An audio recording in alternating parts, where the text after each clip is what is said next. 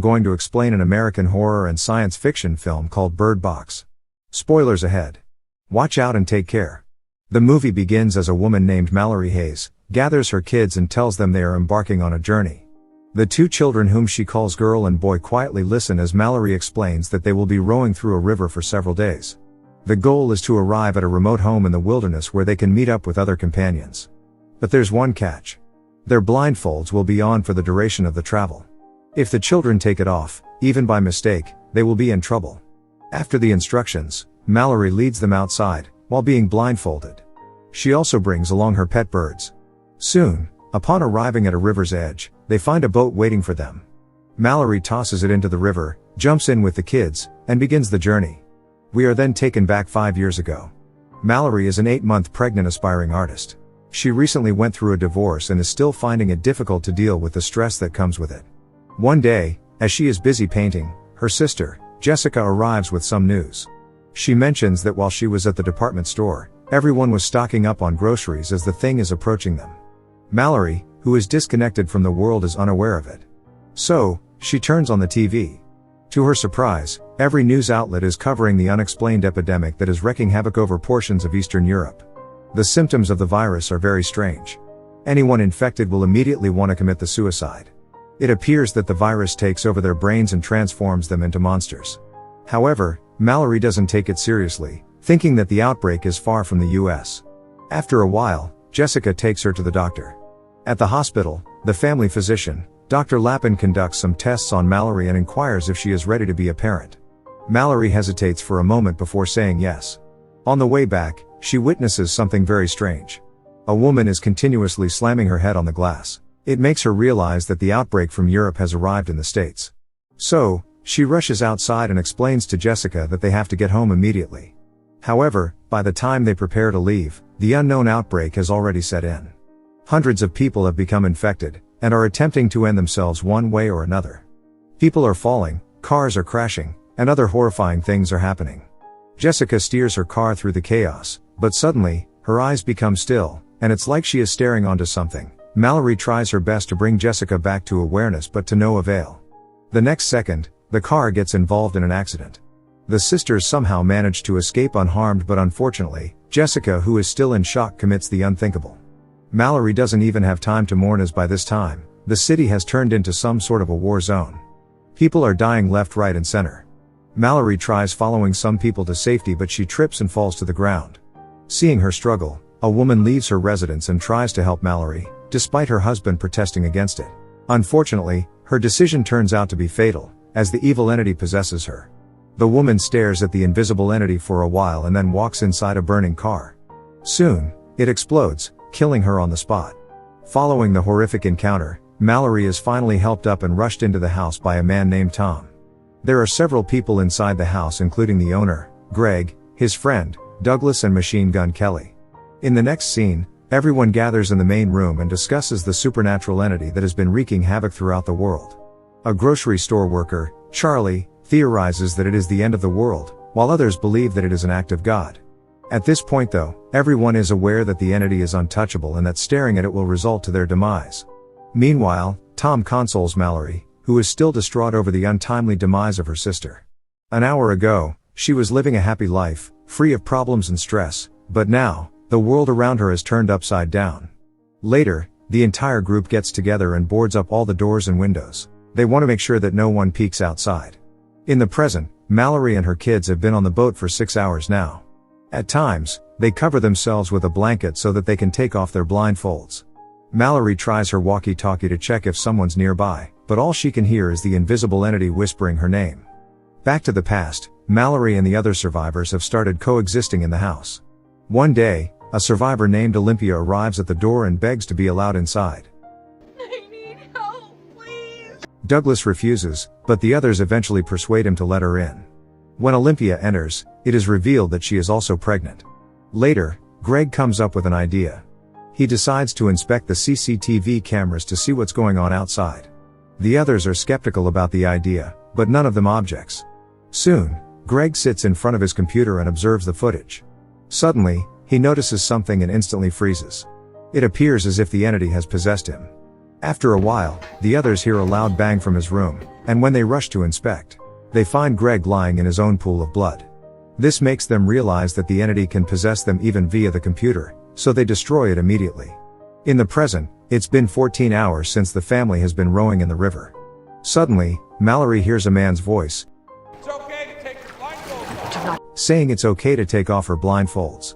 Realizing that the person might be infected, she orders the children to stay low and keep their blindfolds on. Soon, the voice, which appears to be coming closer, mentions that he has food. He also claims to have seen the entity, which he describes as friendly. Just then, he lunges towards the boat, but Malorie is prepared. She strikes him with a machete and finishes him off. Back in the past, the group has run out of food. Since help is unlikely to arrive, Malorie, Tom, and a few others decide to travel to a nearby department store, where Charlie used to work. They cover the car windows with black paint and use GPS to direct them. In the midst of their journey, the GPS begins to beep, indicating that the entity is nearby. However, Tom manages to get them out of harm's way, and into the store. The group immediately rushes inside and stocks up on whatever they can get their hands on. Meanwhile, Malorie notices some pet birds and decides to take them home. The group is almost done scavenging when suddenly, a guy starts screaming from the freezer. He mentions that he has been trapped inside here for days, and food is running out. Tom and the others buy his story and open the door, and at the same time, the birds start making noise. It seems as if they can sense the possessed people nearby. The man inside the freezer suddenly changes his behavior and starts acting like a demon. Tom and the others try to hold him inside, but the man seems to be just too powerful. Realizing that everyone will die if he comes out, Charlie sacrifices himself to rescue the others. That night, as Malorie and Douglas are discussing in the kitchen, they hear a noise from the garage. Unfortunately, Machine Gun Kelly and his girlfriend have escaped with their only vehicle. Back in the present, the family has spent 24 hours on the river. Malorie has become so tired that she ends up colliding the boat against an old truck. This results in the boy tumbling into the river, along with all their supplies. Fortunately, Malorie rescues the boy, and docks the boat near a shore. She then warns the children to stay put before heading inside the woods to look for supplies. Using a thin rope, she locates an abandoned hospital, where she collects some food items and clothes. As Malorie hurries outside the building, the entity can be heard calling her name. Meanwhile at the shore, the little girl becomes anxious, as it has been an hour since her mom left. So, she disobeys Malorie's order and heads inside the jungle to search for her. Unfortunately, the entity starts talking to her, suggesting she remove her blindfold and see the green forest. The little girl becomes convinced, but right before she can do it, Malorie arrives and takes her away. Together, the three then get on the boat and resume their journey.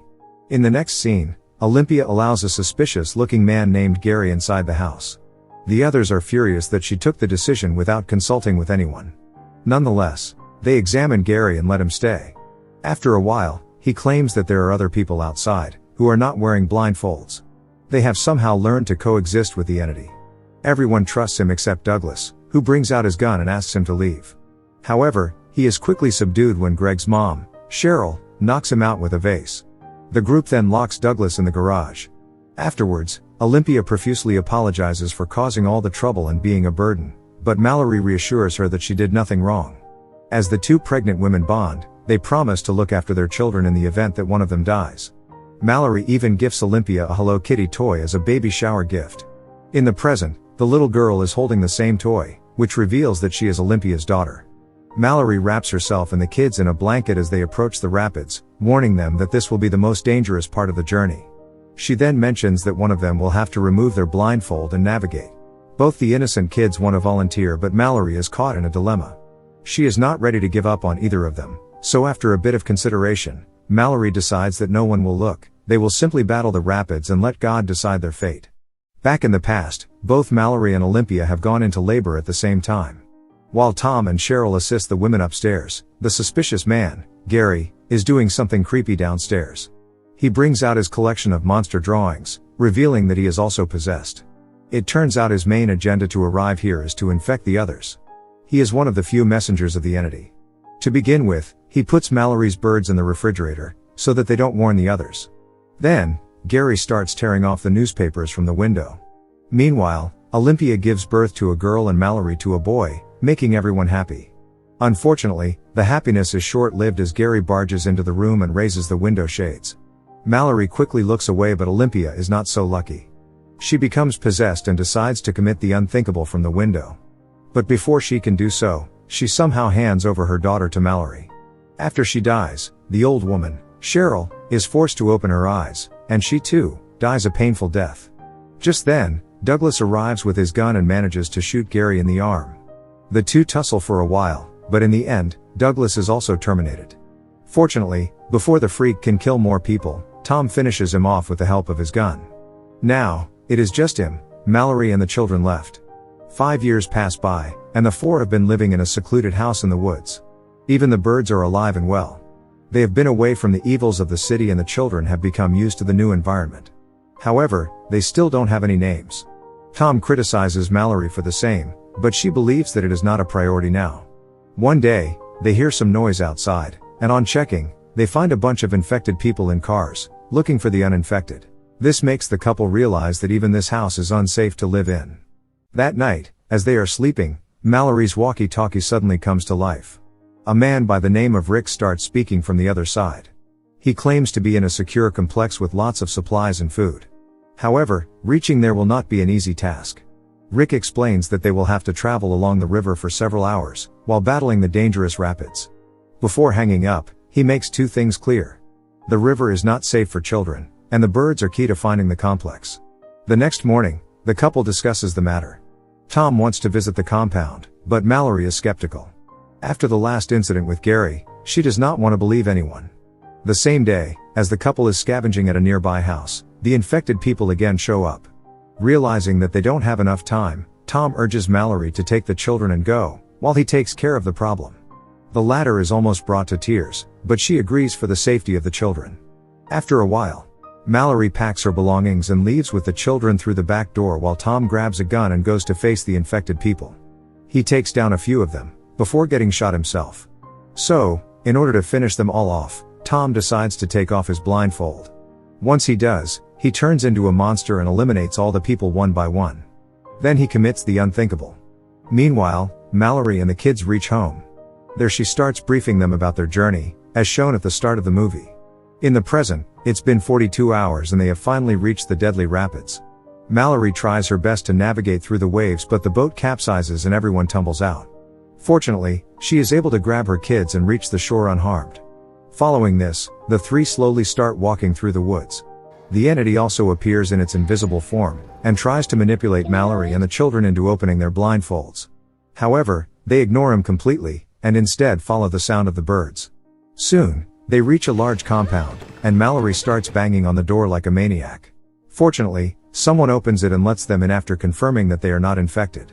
Inside, they finally meet Rick, who explains that the compound used to be a school for the blind. That's why the people here were never infected. Dr. Lappin is also there. She approaches Malorie and congratulates her for having such cute children. She asks their name, and after a bit of thinking, Malorie says Olympia and Tom. The movie ends as she opens her bird box and lets out the birds. If you've watched this far,